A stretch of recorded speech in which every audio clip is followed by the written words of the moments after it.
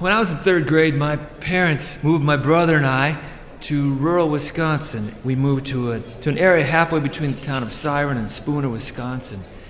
And it was 15 miles from my school, and that was long distance for me. So, and when you're in third grade, you don't get to make long distance phone calls, so couldn't call friends very much.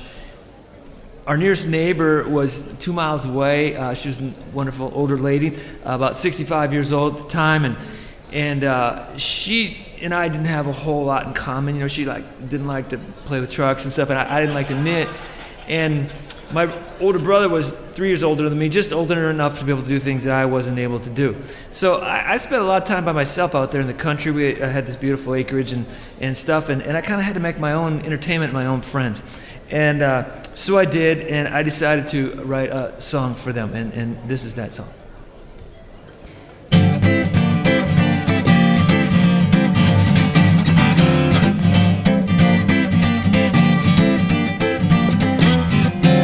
Frogs, some of the nicest people that I have ever seen. They're never ever grumpy, no, they're never mean. Yeah, frogs, some of the nicest people that I have ever seen. You can talk with them a while and they'll sit and smile. Put them in a sack and they'll never talk back, 'cause frogs are so keen. Frogs are some of the nicest people that you will ever meet. They'll never ever bite you, 'cause flies are all they eat. Yeah, frogs are some of the nicest people that you will ever meet. You can talk with them a while and they'll just sit and smile. Put them in a sack and they'll never talk back, 'cause frogs are so neat, they're so neat, they're so neat, they're so neat. Oh, frogs, some of the nicest people that you will ever meet. They'll never ever bite you, 'cause they ain't got no teeth. Yeah, frogs, some of the nicest people that you will ever meet. You can talk with them a while and they'll sit and smile. Put them in a sack and they'll never talk back, 'cause frogs are so neat.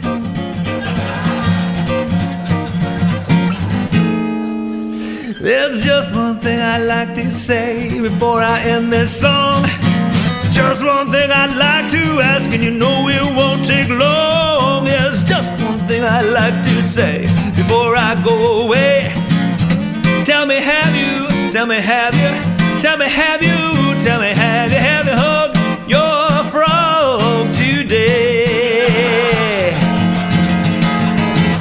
Tell me, have you, tell me, have you hugged your frog today?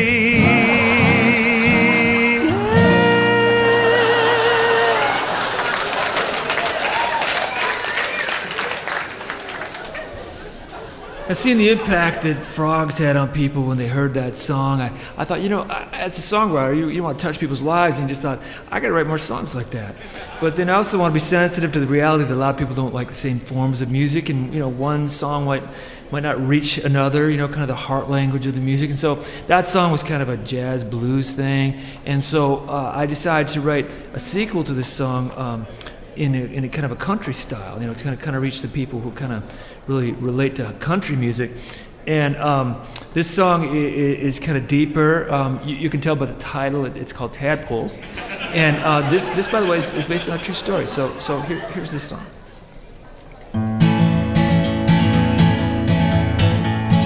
Tadpoles just swim around.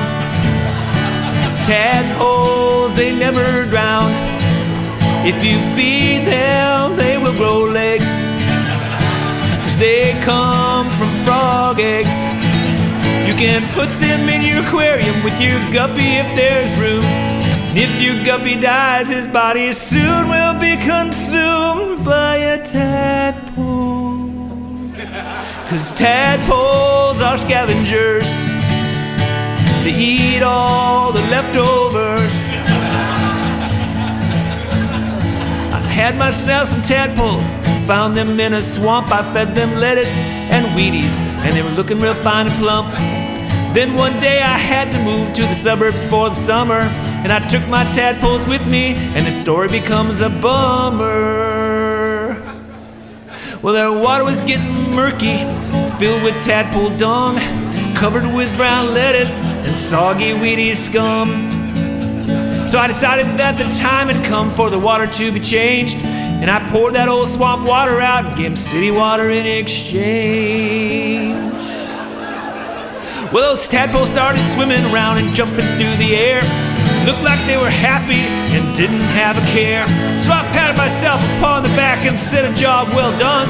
And I put them back in the windowsill to let them soak up the sun.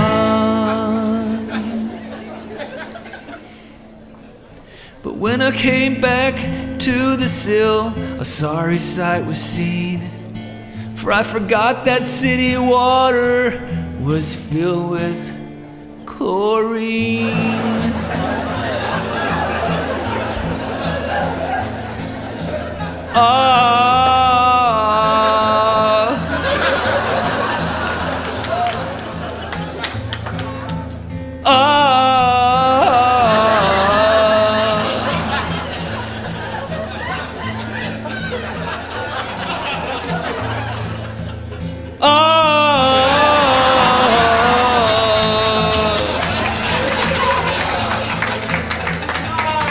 Those tadpoles all were belly up and dead without a doubt, 'cause that chlorinated water burned their little gills right out.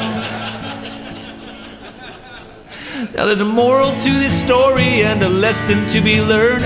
Some people look real happy, well they might be getting burned. And if you think the mess someone is living in is a curse, make sure you don't replace it with something else that's worse.